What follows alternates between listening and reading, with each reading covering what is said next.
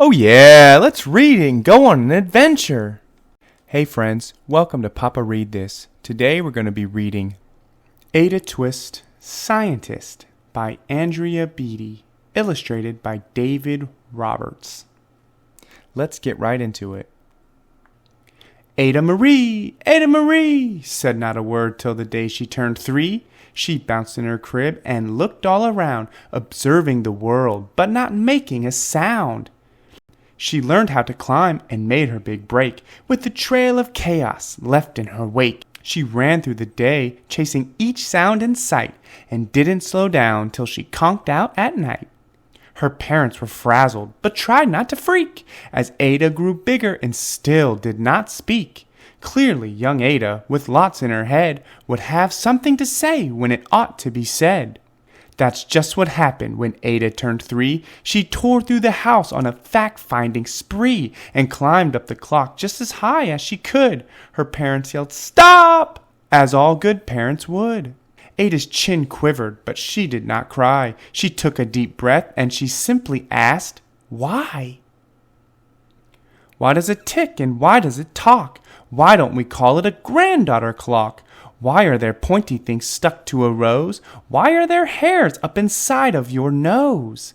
She started with why and then what, how, and when. By bedtime she came back to why once again. She drifted to sleep as her dazed parents smiled at the curious thoughts of their curious child, who wanted to know what the world was about. They kissed her and whispered, "You'll figure it out."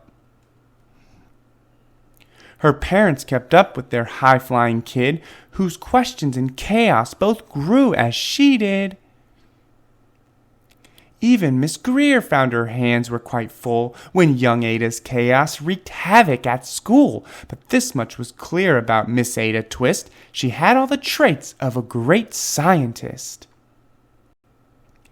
Ada was busy that first day of spring, testing the sounds that make mockingbirds sing, when a horrible stench whacked her right in the nose, a pungent aroma that curled up her toes. "Zowie!" said Ada, which got her to thinking. What is the source of that terrible stinking? How does a nose know there's something to smell? And does it still stink if there's no nose to tell? She rattled off questions and tapped on her chin. She'd start at the start where she ought to begin. A mystery, a riddle, a puzzle, a quest. This was the moment that Ada loved best. Ada did research to learn all she could of smelling and smells, both the stinky and good. One hypothesis Ada thought could be true: the terrible stink came from Dad's cabbage stew. She tested and tested, but soon Ada knew it was time to come up with hypothesis 2. Then zowie, the stink struck again just like that. Hypothesis 2, it's caused by the cat. The cat couldn't make such a stink on its own. It needed perfume and some fancy cologne. So young Ada tested. The test was a flop. She started again, but her parents yelled, "Stop!" Ada Marie, to the thinking chair now. By the time we count 3. "Enough," said her mother. "That's it," said her dad. Her parents were frustrated, frazzled, and mad. "Why?" Ada questioned. Her mother said no. "What?" Ada queried. Her father said go. "You've ruined our supper. You've made the cat stink. Enough with your questions. Now sit there and think." She looked at her parents. Her heart turned to goo. Poor Ada Twist didn't know what to do. She sat all alone by herself in the hall, and Ada once more could say nothing at all. And so Ada sat, and she sat, and she sat, and she thought about science and Stu and the cat, and how her experiments made such a big mess. Does it have to be so? Is that part of success? Are messes a problem? And while she was thinking, what was the source of that terrible stinking? Ada Marie did what scientists do. She asked a small question, and then she asked 2. And each of those led her to 3 questions more, and some of those questions resulted in 4. As Ada got thinking, she really dug in. She scribbled her questions and tapped on her chin. She started at why, and then what, how, and when. At the end of the hall, she reached why once again. Her parents calmed down and they came back to talk. They looked at the hallway and just had to gawk. No patch of bare paint could be seen on the wall.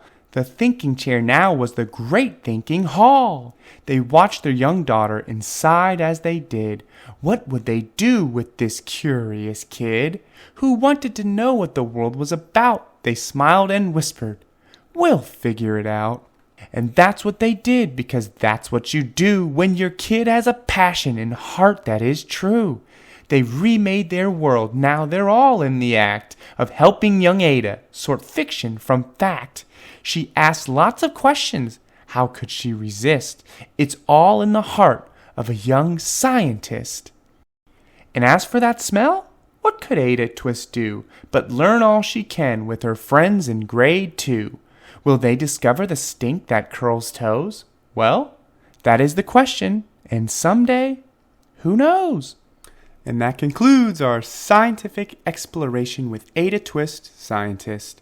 Wasn't that a fascinating story? I hope all of you watching enjoyed. If you loved joining us on this scientific adventure, make sure to give this video a thumbs up and consider sharing it with your friends and family who might also enjoy it. Thank you so much for joining us today and for being a part of our reading journey. Remember, books have the power to ignite curiosity and inspire us to explore the world around us. So keep reading, keep exploring, and we'll see you in our next exciting story. Until then, take care and happy reading.